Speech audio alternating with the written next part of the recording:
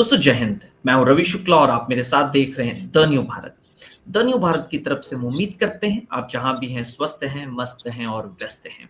The new Bharat और कौशलम trust के संयुक्त तत्वावधान में टीएनडी महाभारत कथा और आज इसके 7वें अंक में हम प्रवेश कर रहे हैं, जहां श्रीमती लीना मेहंदले जी, जो कि देश की बहुत महत्वपूर्ण और प्रशासनिक अधिकारी के रूप में सेवानिवृत्त हुई हैं, वर्तमान में कई सामाजिक सांस्कृतिक संस्थाओं की भिन्न पदों पर अलग अलग रूप में अपनी सेवाएं दे रही हैं और हमारे साथ जुड़ती हैं और महाभारत के भिन्न पात्रों को और उन पात्रों से हम आज के समाज में क्या सीख सकते हैं, क्या प्राप्त कर सकते हैं, तत्व क्या है, नीति क्या है, मूल्य क्या है, इसकी जानकारी हमारे साथ साझा करती हैं।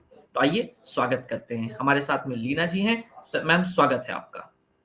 नमस्ते। आपके सभी दर्शकों को मेरा राम राम, वंदे मातरम। बिल्कुल, नमस्ते मैम। और साथ में हमारे साथ मधुकर सिधे जी हैं, जो कि इस पूरे नमस्ते। कार्यक्रम का शंखनाद करते हैं। जी नमस्ते सर। नमस्ते। और मधुकर जी, जो कि अपने शंख के द्वारा अपनी विशिष्ट पहचान रखते हैं। मैं आप दोनों के स्वागत के साथ हमारे दर्शकों का स्वागत करना चाहूंगा, जो अभी जुड़े हैं, जो बाद में इस कार्यक्रम को देखेंगे।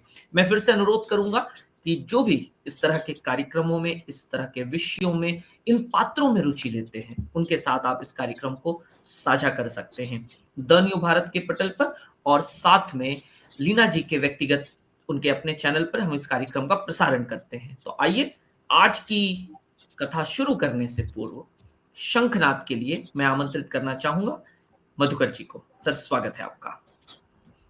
धन्यवाद। पहले प्रार्थना बोलूंगा, बाद में एक श्लोक बजाऊंगा। आज गीता के पहले अध्याय में जो श्लोक जो है पांचजन्य ऋषि के श्लोक, वही आप बजाने वाले हैं। पहले प्रार्थना। शंखादौ चंद्र दैवत्यम कुक्षो वरुण देवता पृष्ठे प्रजापतिश्चैव अग्रे गंगा सरस्वती त्रैलोक्य यानि तीर्थानि वासुदेवस्य चार्णया शंखे तिष्ठन्ति विप्रेन्द्र तस्मात् शंख प्रपूजयेत् त्वं पुरा सागरोत्पन्नो विष्णुनाम विधृतः करे नमितः सर्वदेवेश्च पांचजन्य नमोस्तुते।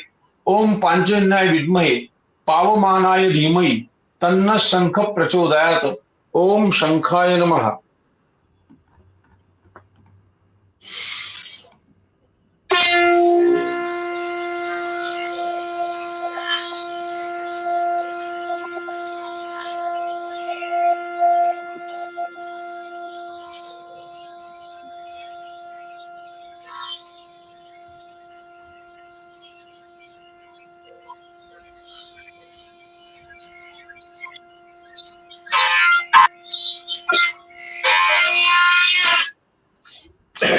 आज का जो श्लोक है वो पांचजन्य ऋषिकेशो देवदत्त धनंजया पौड्रम नद्मो महाशंखम भीम कर्मा भ्रुकोदरा अनंत विजयम राजा कुंती पुत्रो युधिष्ठिरा नकुल सहदेवेश्च सुघोष मणिपुष्पको। अभी शंख पर बजा दो।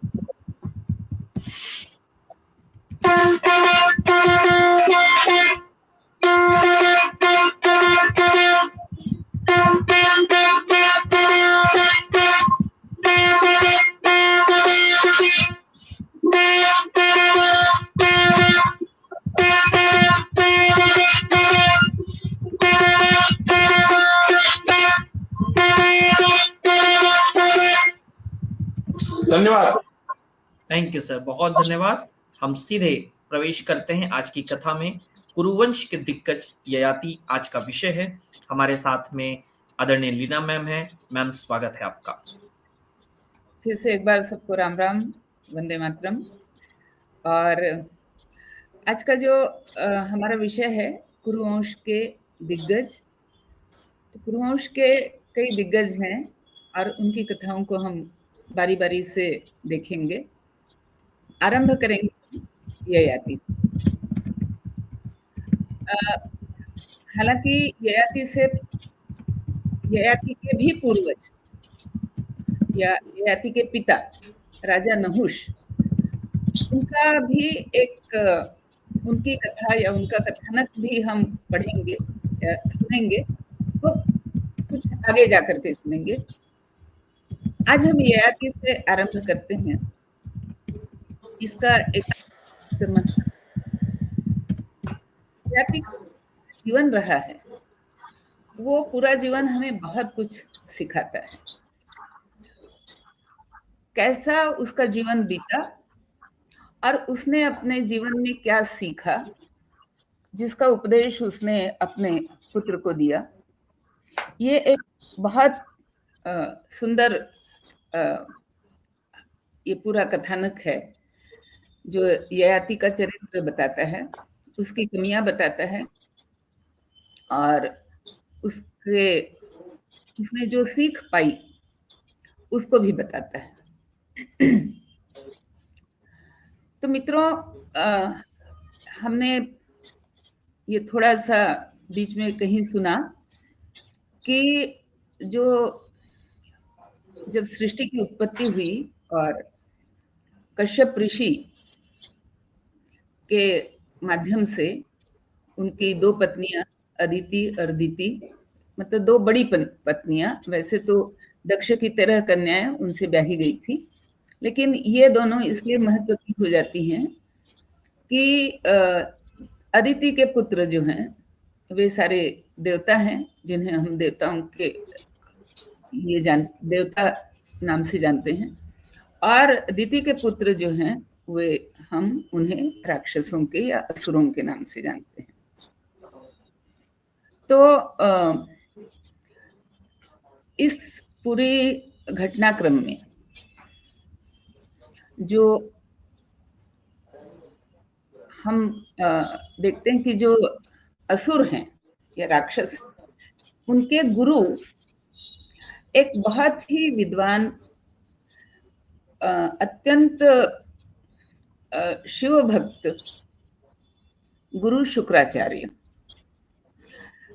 शिव भक्त ऐसे कि कहा जाता है कि उन्होंने शिव की तपश्चर्या से या शिव की प्रसन्नता से उन्होंने संजीवनी विद्या पाई। तो देवों के गुरु कहे जाते हैं बृहस्पति और असुरों के गुरु कहे जाते हैं शुक्राचार्य।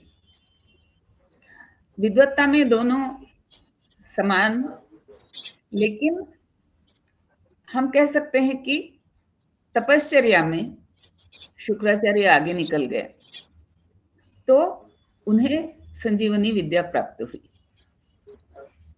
और हालांकि बृहस्पति को हम मैंने कहा कि विद्या में दोनों को हम समान मानते हैं, लेकिन बृहस्पति के साथ जो उनकी जो अच्छाई जो कही जाएगी वो ये थी कि संगति क्या है।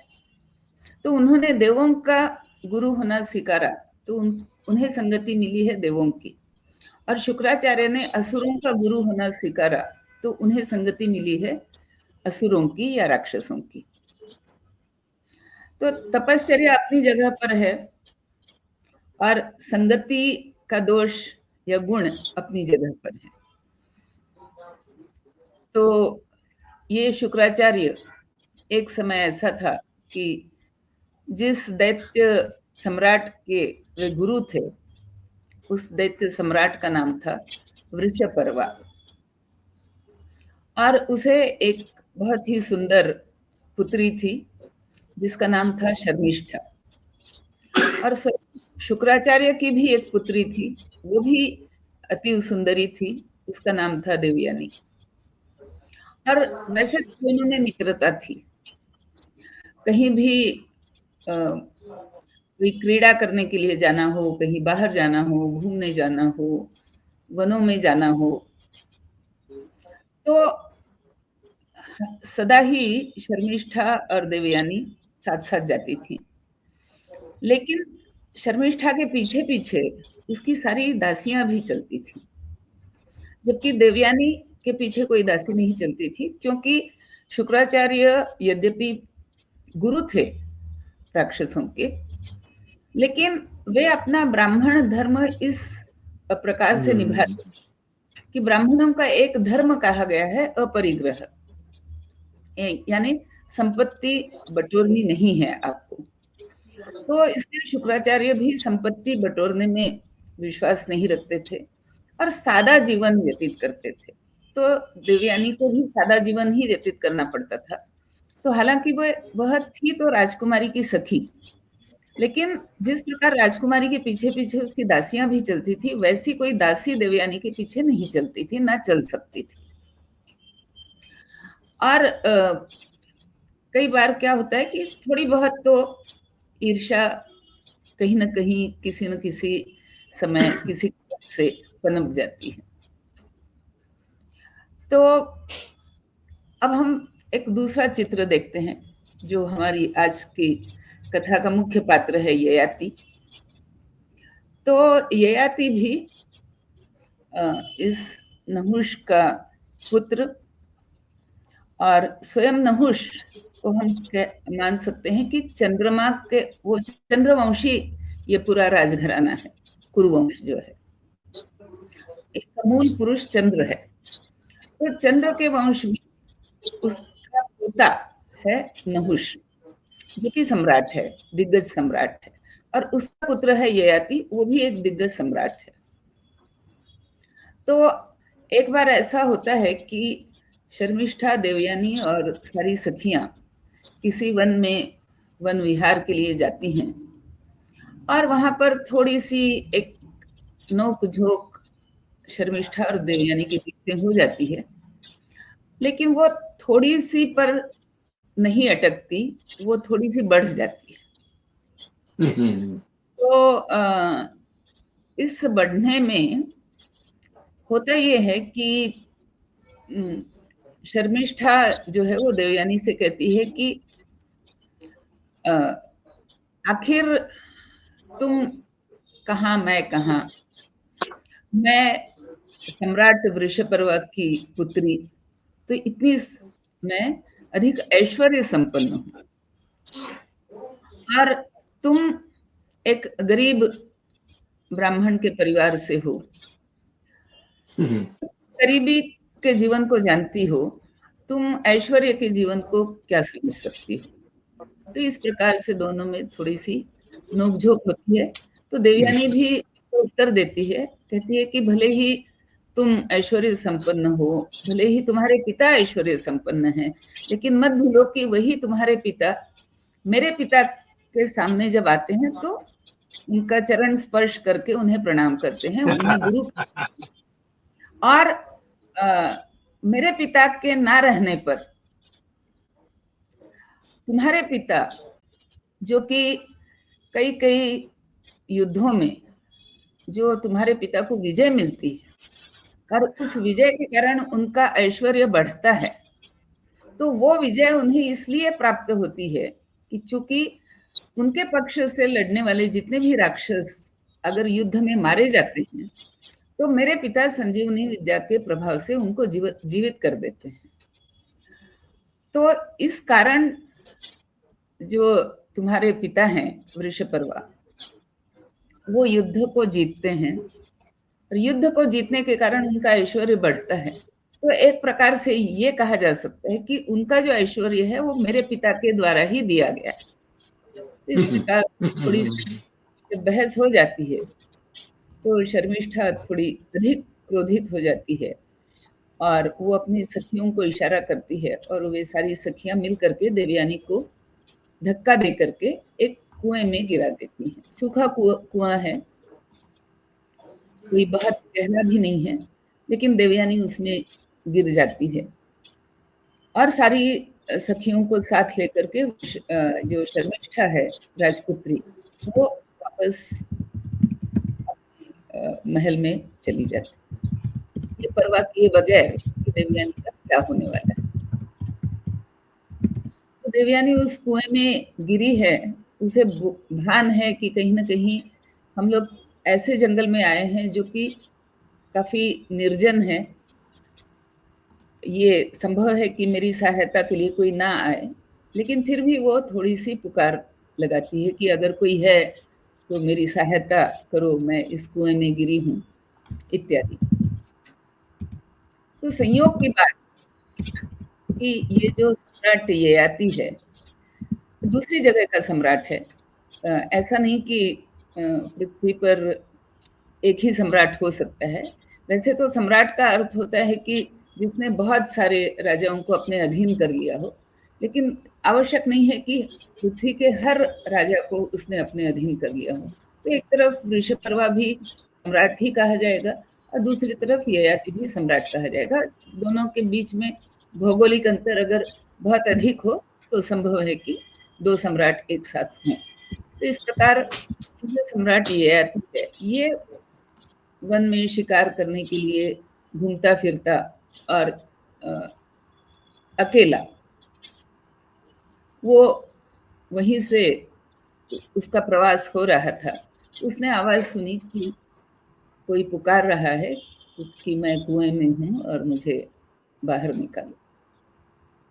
वो जाता है और देखता है कि देवयानी कुएं में पड़ी हुई है, लेकिन कुआं कोई बहुत गहरा नहीं है, उथला है। तो ययाति अपना हाथ कुएं में आगे बढ़ाता है और देवयानी से कहता है कि इस हाथ को पकड़ लो तो मैं तुम्हें ऊपर खींच सकता हूँ। तो देवयानी उससे कहती है कि क्या तुम इस बात को समझ रहे हो कि तुम एक कुंवारी युवती को अपना हाथ दे रहे हो।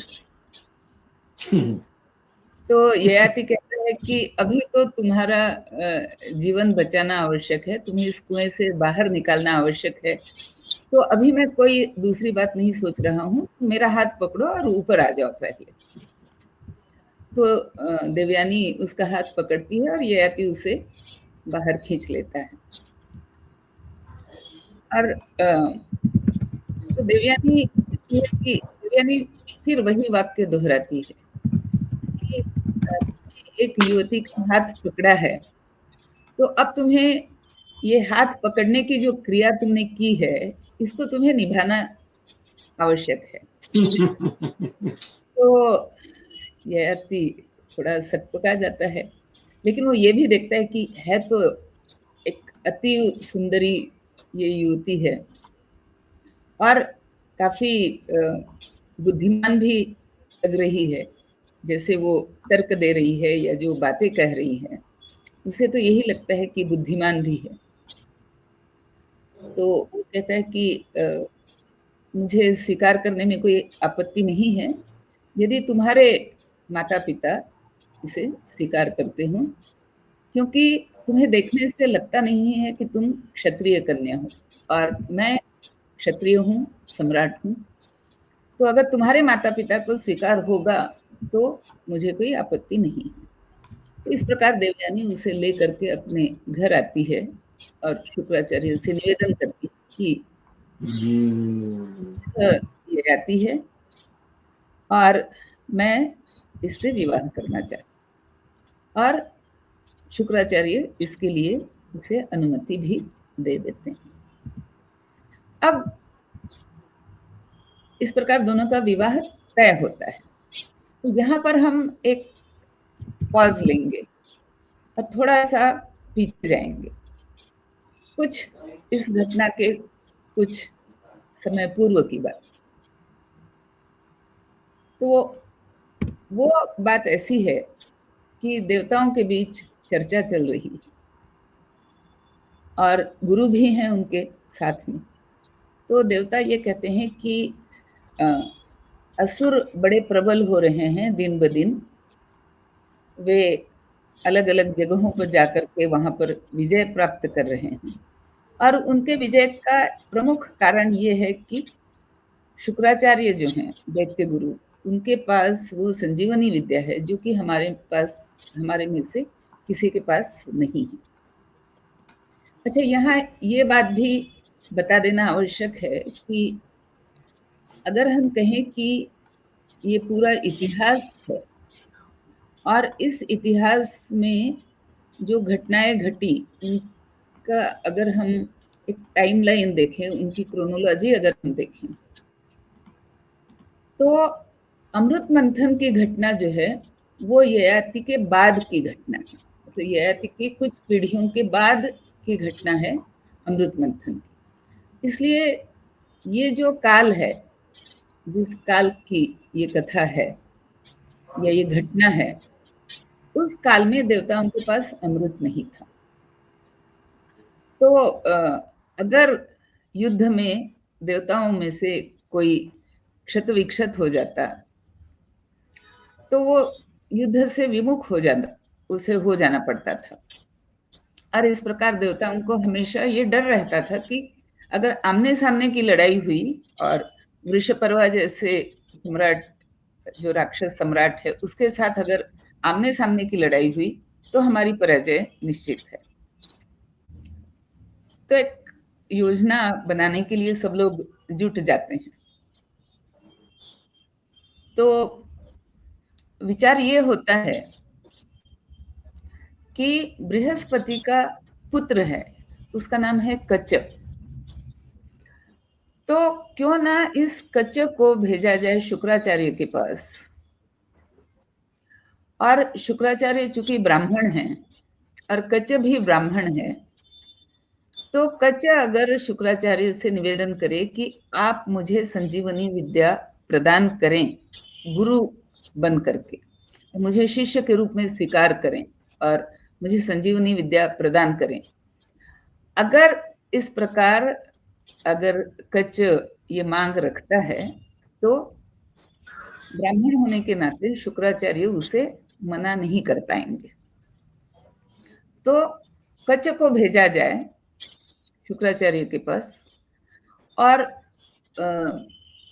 वहां से वो विद्या सीख करके आए, संजीवनी विद्या। तो फिर हम राक्षसों के कम से कम उनकी बराबरी पे तो आ ही जाएंगे। तो इस प्रकार कच्च निकलता है और शुक्राचार्य के पास आता है और कहता है कि प्रणाम निवेदन करता है और कहता है कि मैं आपका शिष्य बनने की लालसा लेकर के आपके पास उपस्थित हुआ हूँ। तो शुक्राचार्य कहते हैं अपना परिचय बताओ। देखिए कितनी सूक्ष्म बात है, इसका हमें ध्यान रखना पड़ेगा कि भारतीय समाज जो किस तरह से धर्म की नीति पर या धर्म की राह पर चला करता था, चाहे वो कहीं से भी हो, इसका यहाँ पर हमें एक प्रमाण देखने को मिलता है कि कच्च को जब ये प्रश्न पूछा जाता है कि अपना परिचय बताओ, तो वो झूठ नहीं बोलता है। वो झूठ नहीं बोलता है, वो असत्य का सहारा नहीं लेता है, वो सत्य पर टिका रहता है और अपना सही परिचय बताता है कि देवताओं के गुरु बृहस्पति, मैं उनका पुत्र हूं और आपके पास आपका शिष्यत्व लेने के लिए मैं आपके पास आया हूं। तो शुक्राचार्य कहते हैं कि तुम्हारे पिता स्वयं इतने बड़े ज्ञानी हैं कि तुम उन्हें ही अपना गुरु बना सकते हो, तो तुम्हें मेरे पास आने की आवश्यकता क्या है? तो कच्चे बताता है और फिर कोई असत्य बात कहे बगैर वो कहता है कि मेरे पिता बहुत ज्ञानी हैं और उनके पास जो भी ज्ञान है, जो भी विद्याएं हैं, वो सारी उन्होंने मुझे सिखाई है, लेकिन कुछ विद्याएं हैं जो उनके पास नहीं है, तो वो मैं आपसे सीखने के लिए उपस्थित हुआ हूं, आप मुझे अपना शिष्य स्वीकार करिए।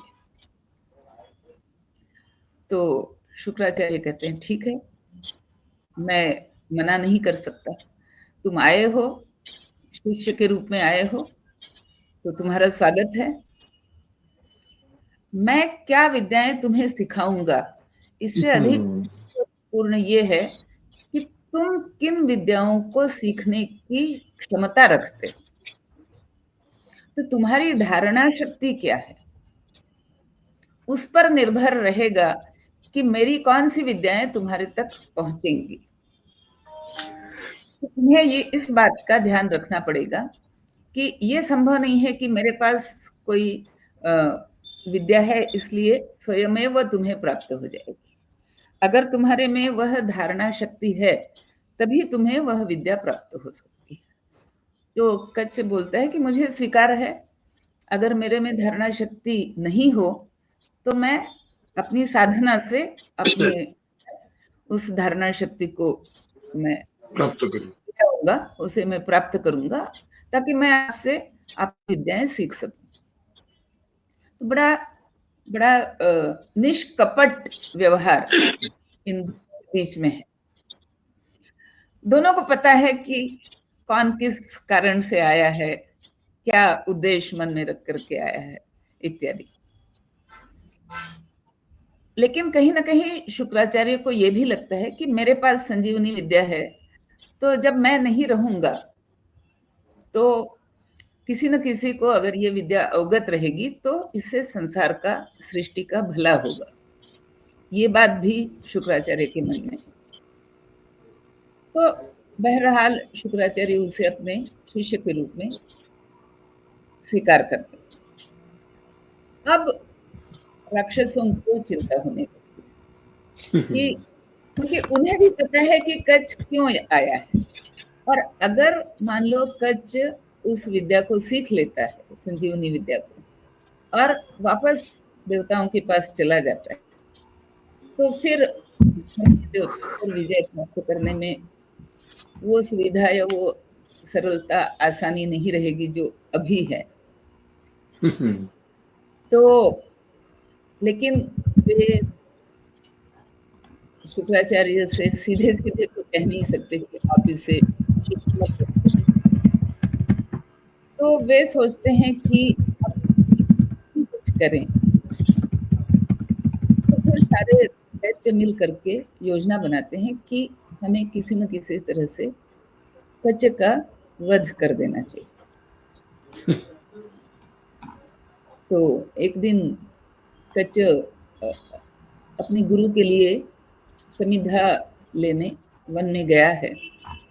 समिधा एक खास वृक्ष की लकड़ियां होती हैं जो कि बहुत मतलब सूखने पर वे बहुत अच्छी तरह से प्रज्वलित होती हैं।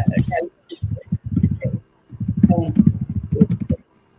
हर वृक्ष की समिधा नहीं हो सकती, लेकिन कई वृक्ष ऐसे हैं जिनकी सूखी टहनियों को समिधा के रूप में व्यवहार में लाया जाता है, और कुछ वृक्ष ऐसे हैं जिनकी टहनी सूखी भी हो लेकिन वो बहुत धुआं करती हैं या कोई अन्य कारण है जिस वजह से उन्हें समिधा के रूप में उपयोग में नहीं लाया जाता है। तो हर गुरुकुल में, हर गुरु शिष्य परंपरा में उस जमाने में शिष्य का ये कर्तव्य होता था कि वो गुरु के लिए समिधा जुटा करके ले आए, ताकि गुरु की जो यज्ञ, हवन है ना, अग्निहोत्र, ये सारे जो नित्य कर्म गुरु को करने हैं, उसके लिए गुरु को सुविधा रहे। तो कच्छ गया हुआ है जंगल में, और राक्षस मिलकर के उसे मार डालते। और जब बहुत देर तक कच्छ लौट करके नहीं आता है तो शुक्राचार्य को और देवयानी को, दोनों को चिंता होती है कि क्या हुआ। तो देवयानी अपने पिता से बहुत आग्रह करती है कि आप पता लगाइए कि इसका क्या हुआ। तो शुक्राचार्य कहीं ना कहीं उनको ये थोड़ी सी भनक है कि असुर जो हैं वो इस बात से दुखी हैं कि कच्छ उनके पास विद्या सीखने आया है। तो शुक्राचार्य कुछ दैत्यों को बुलाते हैं और थोड़ा सा डांट डपट करके जब उनसे पूछते हैं तो वे स्वीकार करते हैं कि हाँ हाँ, हम कच्छ जंगल में गया था और हमने उसे मार डाला। तो देवयानी इस बात को सुनती है, रोने लगती है और पिता से कहती है कि नहीं, आपके पास संजीवनी विद्या है, उसका उपयोग आपने कई बार राक्षसों के लिए किया है, तो आज मेरे खातिर आप कच्छ के लिए उस विद्या का उपयोग करिए ताकि वो जीवित हो जाए। तो इस प्रकार शुक्राचार्य के मंत्रोच्चारण से कच्छ जीवित होकर के वापस लौट आता है। और एक प्रकार से कहा जा सकता है कि देवयानी धीरे धीरे उसके प्रेम में बंधने लगती।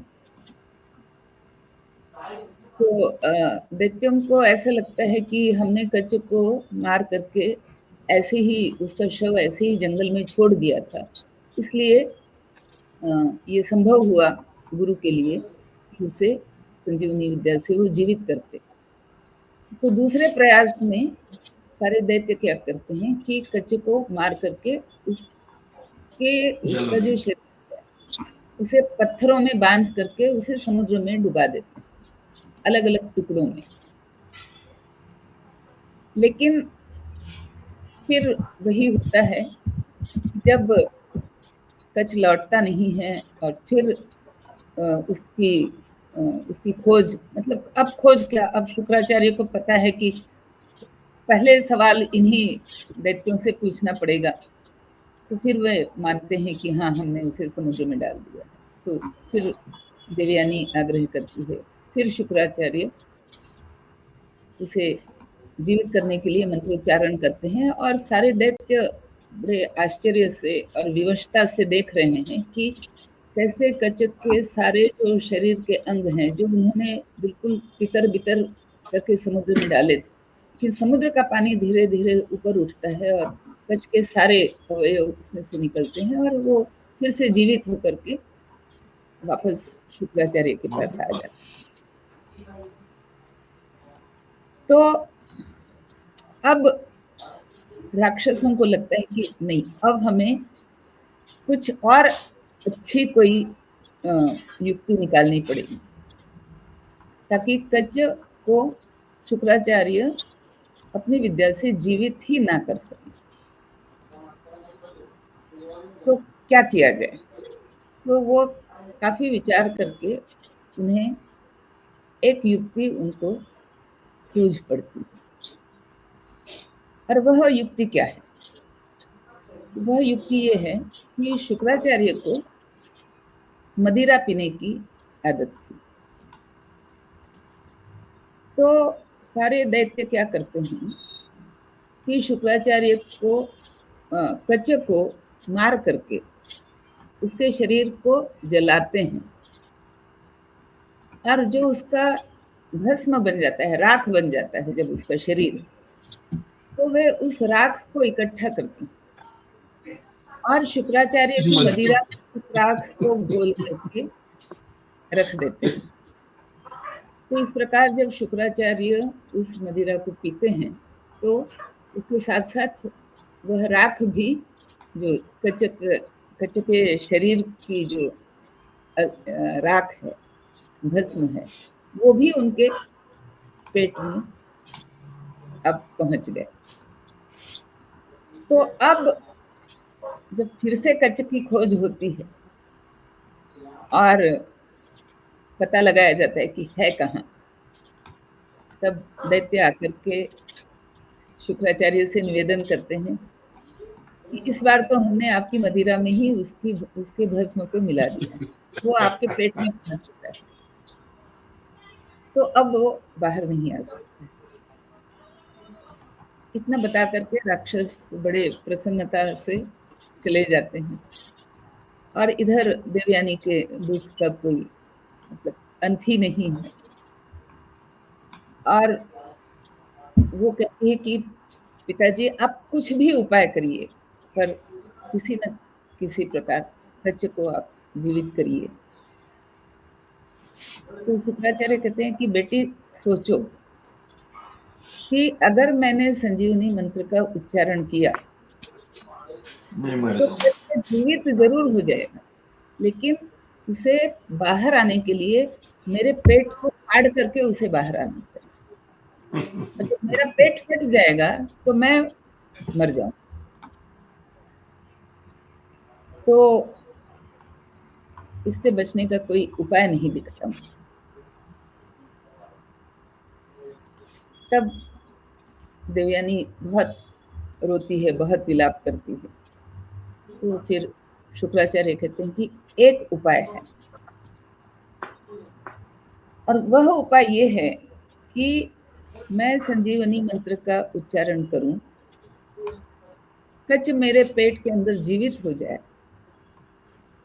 लेकिन वो मेरे पेट को फाड़ करके बाहर आए, इससे पहले मैं उसे संजीवनी विद्या सिखा दूं,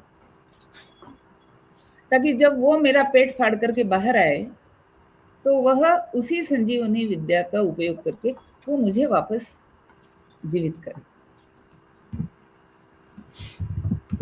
तो यही तय होता है, यही किया जाएगा। और इस प्रकार संकल्प लेकर के या ये विचार करके शुक्राचार्य संजीवनी मंत्र का उच्चार करते। अब यह फिर वही बात, उसी बात पर लौटते हैं कि समाज में धर्म का निभाव या निर्वाह कैसे होता था। कि कच्चे जो शुक्राचार्य के शरीर के अंदर घुसा हुआ है वह मृत अवस्था में है। उसे जब जीवित किया जाएगा तो कोई गारंटी नहीं है, आज के वापिस परिप्रेक्ष्य में अगर हम सोचें तो कोई गारंटी नहीं है कि वो शुक्राचार्य को जीवित कर दें। लेकिन उस समय की जो धर्म निर्वाह की परंपरा है, उस परंपरा के अनुसार शुक्राचार्य को पूरा विश्वास है कि कच्चा जब जीवित होकर के बाहर निकलेगा, जब मेरा मृत शरीर देखेगा तो वो मुझे जीवित कर देगा संजीवनी विद्या से। इसलिए शुक्राचार्य संजीवनी मंत्र का उच्चारण करते हैं। कच्चा उनके शरीर के अंदर जीवित होने लगता है। जब वो जीवित हो रहा है, उसकी चेतना लौट रही है, तभी शुक्राचार्य उसे समझाते हैं बोल करके, मैं अब तुम्हें संजीवनी विद्या दे रहा हूँ, इसे तुम ग्रहण करो। ग्रहण करो। करने के बाद तुम मेरा पेट फाड़ करके बाहर निकलो। तो जब तुम निकलोगे तो मैं मृत रहूंगा और तुम इस विद्या का प्रयोग करके तुम फिर मुझे जीवित कर दो। तो कच्च कहता है कि गुरुदेव मुझे आपकी आज्ञा स्वीकार है। और फिर शुक्राचार्य उसे संजीवनी विद्या सिखाते हैं। और जैसा तय हुआ, कच्चे उनका पेट फाड़ करके बाहर आता है और वो अपनी संजीवनी विद्या के प्रयोग से शुक्राचार्य को फिर से जीवित करते हैं। तो मतलब बड़ा ही अद्भुत ये रिश्ता है गुरु और शिष्य का।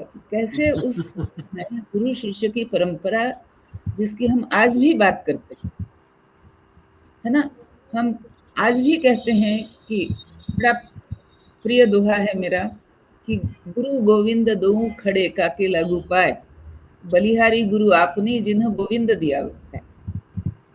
तो ये गुरु और शिष्य की परंपरा की मुझे लगता है कि जो इसका एकदम तुच्छ जो घटना कही जा सकती है वो ये शुक्राचार्य और कच्च का प्रसंग है। तो शुक्राचार्य भी जीवित, कच्च भी जीवित, और शुक्राचार्य दैत्यों के प्रति बहुत ही अधिक क्रोधित कि 2 बार जब उन्होंने देखा है कि मैं कच्च को मृत नहीं देखना चाहता, मैं उसे जीवित रखना चाहता हूँ और मैंने उसे 2 बार जीवन दान दिया भी है, तो फिर भी वे तीसरी बार इस बात के लिए उद्युक्त हुए कि उन्होंने मेरे साथ कपट करके इस प्रकार का प्रसंग मेरे जीवन में, एक विपत्ति का प्रसंग मेरे जीवन में उन्होंने उपस्थित किया। और दूसरी बात शुक्राचार्य ये कहते हैं कि अब मैं समझ रहा हूं कि क्यों ब्राह्मण के लिए मदिरा वर्जित है। तो मैं ये घोषणा करता हूं कि आज के बाद जो भी ब्राह्मण मदिरा पान करेगा वो अपने ब्राह्मणत्व की तपस्या से या पुण्य से वो च्युत हो जाएगा। तो मदिरा जो है वो बड़े बड़े पुण्यों का नाश करने वाली है। और इसलिए आज से मैं घोषणा करता हूं कि कोई ब्राह्मण मदिरा सेवन ना करे, ये मेरी सीख है। खैर, अब कच्च जीवित है, शुक्राचार्य बड़े ही क्रोधित हैं दैत्यों पर। वृषपर्वा किसी तरह से उनको समझा बुझाने में लगा हुआ है, लेकिन इधर कच्च अब ये कहता है कि अब तो मैंने संजीवनी विद्या पा ली, अब मेरे यहाँ रहने का क्या प्रयोजन। तो अब तो मैं चला वापस देवताओं के पास अपने पिता के पास ये शुभ समाचार देने के लिए कि मैंने संजीवनी विद्या पा ली है। तो देवयानी कहती है कि तुम ऐसे कैसे जा सकते हो, तुम्हें मेरे साथ विवाह करके मुझे अपने साथ ले चलना चाहिए। तो कच्चे कहता है कि देवयानी को कि देखो, मैंने हमेशा तुम्हें एक गुरु की पुत्री के रूप में ही देखा। तो गुरु की पुत्री एक तरह से शिष्य के लिए बहन की तरह होती है। मैं तुमसे विवाह नहीं कर सकती। तो देवयानी को बड़ा क्रोध होता है, दुख भी होता है। इतनी सुंदर युवती है, ब्राह्मण परिवार से है, उसके गुरु ने, जिस गुरु ने उसे संजीवनी विद्या सिखाई, उसी गुरु की पुत्री है, उससे विवाह की याचना कर रही है और कच्छ उसे विवाह से मना कर रहा है। तो देवयानी बड़ी क्रोधित होती है और उसने भी कुछ अपने पिता के संगति के कारण कुछ उसने भी साधना करी है, कुछ उसने भी तपस्या करी है। तो वो कच्छ को कहती है कि अगर तुम मुझसे विवाह किए बिना अगर लौटना चाहते, मैं तुम्हें रोक तो नहीं सकती, लेकिन फिर मैं तुम्हें एक श्राप भी देती हूँ कि तुमने इस विद्या का एक बार प्रयोग कर लिया, अब दोबारा तुम इस विद्या का प्रयोग नहीं कर पाओगे। विद्या तुम्हें कंठस्थ रहेगी, विद्या तुम्हारे पास रहेगी, लेकिन ना तुम इसे किसी शिष्य को दे पाओगे, ना ही तुम इसके प्रयोग से किसी को जीवित कर पाओगे। ये मेरा शाप है तुम्हें। तो कच्छ को बड़ा दुख होता है और वो कहता है कि तुम मेरे से प्रेम की अगर बात कर रही हो तो तुम मुझे इस तरह का शाप कैसे दे सकते हो। लेकिन चलो, अगर तुमने मुझे ये शाप दे ही दिया है तो मैं भी तुम्हें शाप देता हूँ कि तुम्हारा विवाह किसी ब्राह्मण से नहीं होगा।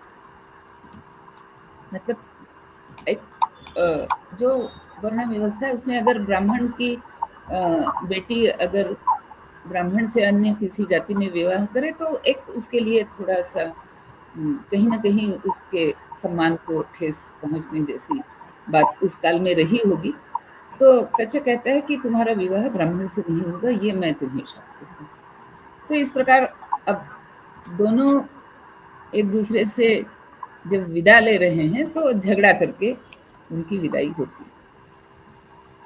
और अब कच्छ ये सोचता है कि अब ये जो मुझे शाप मिला है देवयानी से, इसका कोई निस्तार है नहीं, क्योंकि अब अगर मैं गुरु से कहूँ कि आप मुझे विद्या सिखाइए तो वो कहेंगे कि विद्या तो तुम सीख चुके, अब इससे आगे मैं तुम्हें क्या सिखाऊंगा। गुरु से अगर मैं कहूँ कि देवयानी के शाप से आप मुझे बचाइए, तो गुरु को बताना पड़ेगा कि देवयानी ने उसके साथ प्रेम याचना की है, उसने ठुकराया है, हो सकता है कि गुरु भी क्रोधित हो जाएं। तो सारा कुछ विचार करके वो ये कच्छ ये कहता है कि मनुष्य भले ही कितने ही प्रयास कर ले, ठीक है, लेकिन अगर कोई व्यवस्था दैव को मंजूर नहीं है तो वो व्यवस्था नहीं होगी। तो शायद यही ईश्वर की इच्छा है कि अभी देवताओं के लिए वह पात्रता, वह योग्यता देवताओं के पास नहीं है, जिस कारण से उन्हें इस अमृत विद्या का लाभ दिया जा सके। और शायद यही कारण है कि मुझे इस प्रकार का शाप मिला कि विद्या को सीख करके भी न मैं उसे किसी को सिखा पाऊंगा, न मैं उसका कोई प्रयोग कर पाऊंगा। तो ये दैव शायद यही चाहता है, और दैव भी देवताओं से अपेक्षा करता है कि उनकी योग्यता और बढ़ाने की आवश्यकता। बड़ा ही फिलोसॉफिकल, बड़ा ही ज्ञानी है कच्छ, आखिर किसका पुत्र है। तो वो गुरु से विदा लेकर के वो स्वर्ग में वापस चला जाता है। वहां जाकर के सबसे कहता है कि ये सारी घटना हुई और इस प्रकार एक तरह से देखा जाए तो प्रयास निष्फल हुए, लेकिन एक तरह से ये कहा जा सकता है कि मैंने भी इस पूरे दौरान बहुत कुछ सीखा। राक्षसों का व्यवहार कैसा होता है ये भी सीखा, उनके वीक पॉइंट्स क्या हैं वो भी सीखे। तो उसका लाभ हमें अवश्य मैं आप लोगों को दे सकता हूँ। बाकी जिस संजीवनी के लिए आपने मुझे भेजा था वो विफल है, आपको कोई दूसरा मार्ग देखना पड़ेगा। तो ये कथा पहले घट चुकी है और इस कथा के परिप्रेक्ष्य में हम देखते हैं कि ययाति और देवयानी, तो जब देवयानी ययाति के साथ आती है शुक्राचार्य के पास और शुक्राचार्य से निवेदन करती है कि मैं इनसे विवाह करना चाहती हूँ, तो शुक्राचार्य कहते हैं कि ठीक है, तुम्हारी जो इच्छा है, मैंने तो तुम बिना माँ की बेटी हो, मतलब उसकी माता की मृत्यु हो चुकी है और कोई कारण रहा, या चलिए माता की बात छोड़ देते हैं, लेकिन पिता की लाडली है, तो पिता कहते हैं कि ठीक है, तुम इनसे विवाह करना चाहती हो तो विवाह करो। कहीं ना कहीं पिता को भी पता है कि कच्च ने भी ये देवयानी को शाप दिया हुआ है, लेकिन तुम मुझे ये बताओ कि तुम उस कुएं में गिरी कैसे? तो देवयानी कहती है, देवयानी पूरी घटना बताती और शुक्राचार्य से कहती है कि मेरी आपसे दो मांगे, एक नहीं। एक मांग तो ये है कि आप मेरा ययाति के साथ विवाह करा दीजिए, इसके लिए स्वीकृति दीजिए। लेकिन दूसरी मांग मेरी ये भी है कि अब आप दैत्यों का साथ छोड़िए और आप कहीं अलग जाकर के रहिए, और आज से आप देवताओं के साथ नहीं रहेंगे। ये आप पहले मेरे लिए मुझे आप ये वचन दीजिए, या मेरी इस मांग को पहले आप स्वीकार करें। तो शुक्राचार्य कहते हैं ठीक है, मैं दैत्यराज जो है वृषपर्वा, इसको मैं सूचित करता हूँ कि ऐसी ऐसी घटना हुई है और इस घटना के कारण अब मैं दैत्यों का पक्ष छोड़ करके कहीं अन्यत्र जा रहा हूँ। तो जैसे ही वृषपर्वा को ये समाचार मिलता है, तो पहले ही शर्मिष्ठा उसे बता चुकी है कि ये घटना हुई है और वृषपर्वा उसे डांट भी लगा चुका है कि तुमने जो किया गलत किया।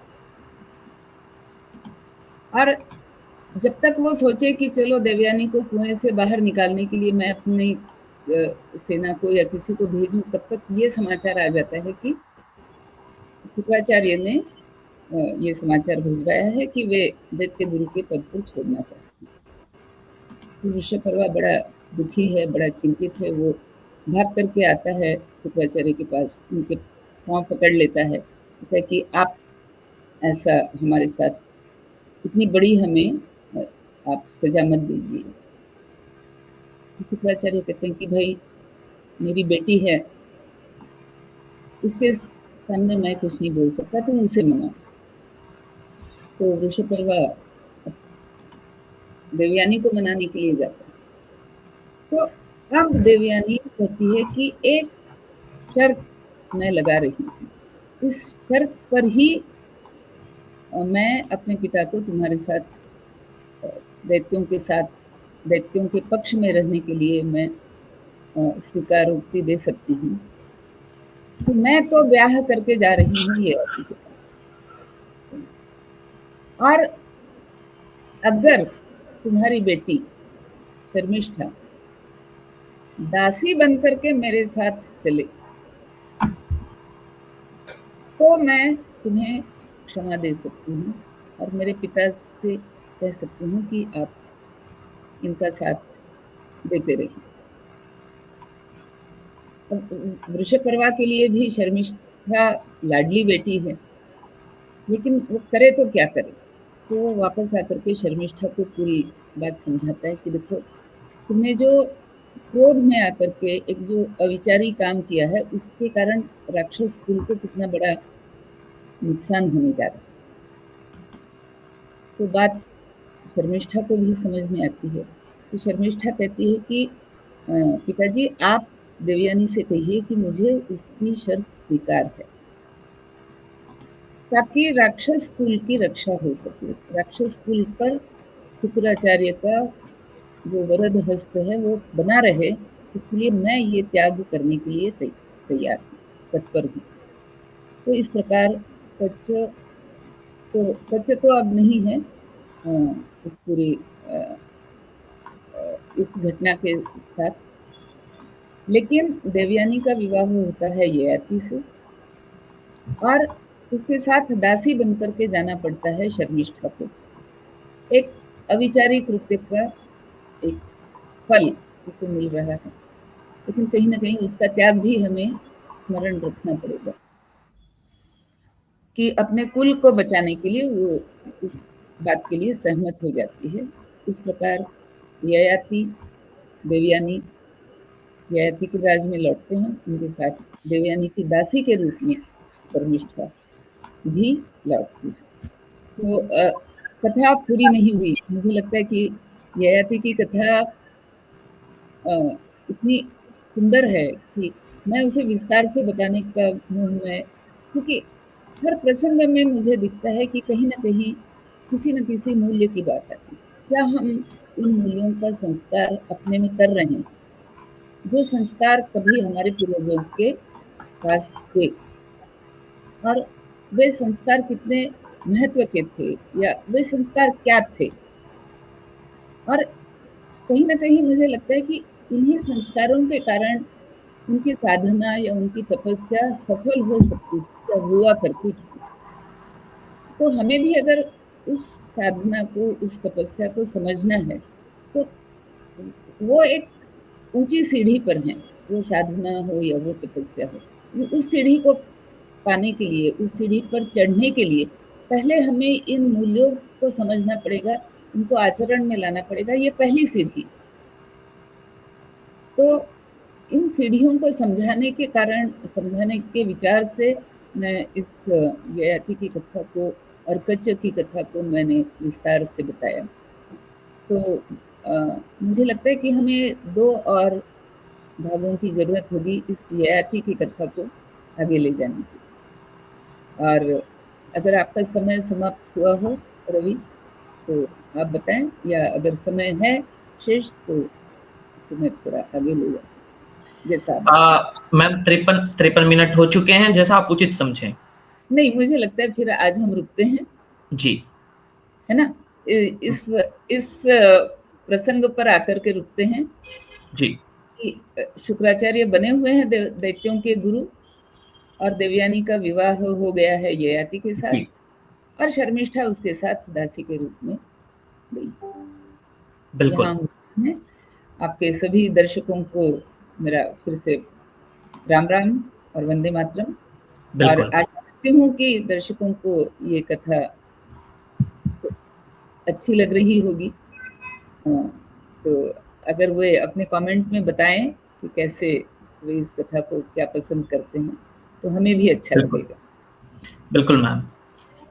कुरुवंश के दिग्गज ययाति जिसकी कथा अभी हम सुन रहे थे, लीना जी इस कथा को हमारे साथ साझा कर रही थी, और उसके कई छोटे छोटे प्रसंग एक शिष्य और गुरु के बीच की जो आज हम परिपाटी देखते हैं, दरअसल वह हमारे पूर्वजों से, पुरातन कालों से चली आ रही है, जिसे आमतौर पर पूरी दुनिया में सिर्फ भारत के भीतर देखा जाता है। कई छोटे छोटे तत्व इन कहानियों में, इन पात्रों में, इन पात्रों सत्य के वचन, माध्यम। सत्य जी, वचन, सत्य बोलना। जी, बिल्कुल मैम, बिल्कुल। चाहे परिस्थिति कितनी भी विपरीत हो, यदि हम सच का साथ देते हैं, तो हम या हमारा जो भी किरदार, हमारा जो पात्र है, वो हमेशा के लिए ऐतिहासिक हो जाता है। जिस तरह से मैम ने बताया, तो हम इसके दूसरे भाग के साथ बुधवार को मिलेंगे। तब तक के लिए आपसे विदा ले रहे हैं। मैं आदरणीय मधुकर जी, लीना मैम, आप दोनों के प्रति धन्यवाद ज्ञापित करते हुए तमाम दर्शक जो अभी देख रहे थे, जो बाद में देखेंगे, और मैं पुनः अनुरोध करना जरूर चाहूंगा कि जो भी इस प्रकार की कथा में, इस प्रकार की कहानियों में, पात्रों में रुचि लेता है, पौराणिक कथाओं में रुचि लेता है, उसके साथ में आप इसे साझा करें, ताकि वो इस कहानी, इस पात्र, इस किरदार से अपने अपने आसपास में एक गुण भी, एक तत्व भी सीख या सिखा पाए औरों को, तो हमारे इस कार्यक्रम का उद्देश्य पूरा होगा। फिलहाल के लिए और इतना। अभी मैं एक बात यहाँ पे जोड़ना चाहूँगी। जी। तो हालाँकि हम इस पूरे उपक्रम में कथा शब्द का प्रयोग हम कर रहे हैं वारंवार, जी। लेकिन हम हमेशा स्मरण रखें कि ये हमारे लिए काल्पनिक कथा नहीं है। जी। जैसा कि कई बार हमें हमारे मन में ये भरने की कोशिश की जाती है हुँ। कि अरे ये सारी काल्पनिक बातें हैं, लेकिन ये काल्पनिक नहीं है। हुँ। ये हमारे इतिहास का एक भाग है। जी। ये हमारे ऐतिहासिक घटनाएँ हैं, ये हमारे पूर्वज हैं। चाहे वो ययाति हो, कच्छ हो, देवयानी हो, शर्मिष्ठा हो, शुक्राचार्य हो, वृषपर्वा हो, जो हुँ। भी हो, बृहस्पति हों। और एक इसका प्रमाण हम ये देखते हैं कि आज भी अगर हम आकाश में देखें, तो ना केवल हमें शुक्र का ग्रह देखने को मिलता है, ना केवल हमें गुरु या बृहस्पति ग्रह देखने को मिलता है, बल्कि आकाश में 3 ऐसे मतलब आकाश में ऐसे नक्षत्र हैं, तारे हैं, जी। जिनमें से एक तारे का नाम ययाति है, एक तारे का नाम या तारों के समूह का नाम हुँ। देवयानी है और एक समूह का नाम शर्मिष्ठा है। हुँ। तो हमारे पूर्वजों ने ये भी किया कि जो पात्र उन्हें ऐसा लगा कि इनको स्मरण में रखना हमारे आने वाली पीढ़ियों के लिए आवश्यक है, हुँ।